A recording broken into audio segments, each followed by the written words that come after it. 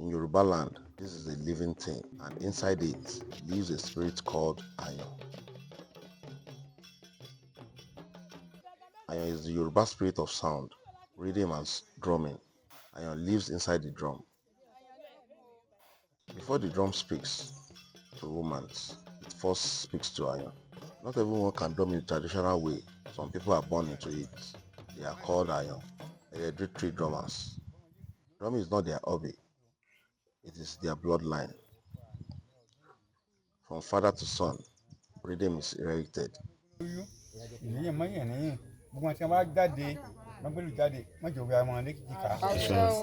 ìbànújẹ́ mọ̀jọ ṣẹlẹ̀ sí wọn kódòdú kó àtọ́lá yìí tó lòdì ọ̀run àyàn èkó wọn fi bọ́ lónìí ètò wa bọ ọmọ àyàn ló wá ránṣẹ́ fi bọ́ bíkú náà ló dùn ó bíjó ẹ̀yìn ìpáyàn inú ló dùn tọkàn yọ balẹ̀ gbogbo tí wọ́n á gbé lòdì pátá afọ ìyá mọ́gún lójú o yóò wọn dayọ̀. Ayan is honored because sound is power. Sound can call kings. Sound can summon spirits.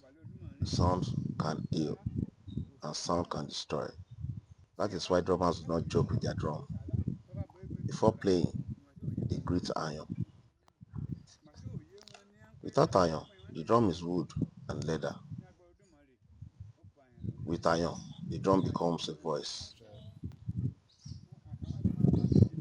In Yoruba culture, drums do not just make noise, they speak. They call names, they praise, they warm, and they tell history.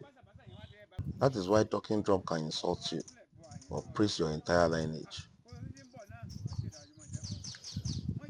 No Yoruba king appears in public without drums, because before the king speaks, Ayan announces him.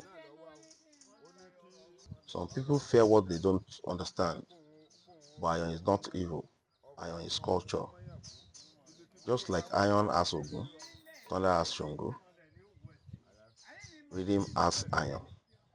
When next you hear a drum, don't just dance, listen, because in that sound, Ayan is speaking. Like this video, subscribe to this channel, and see you in my next video.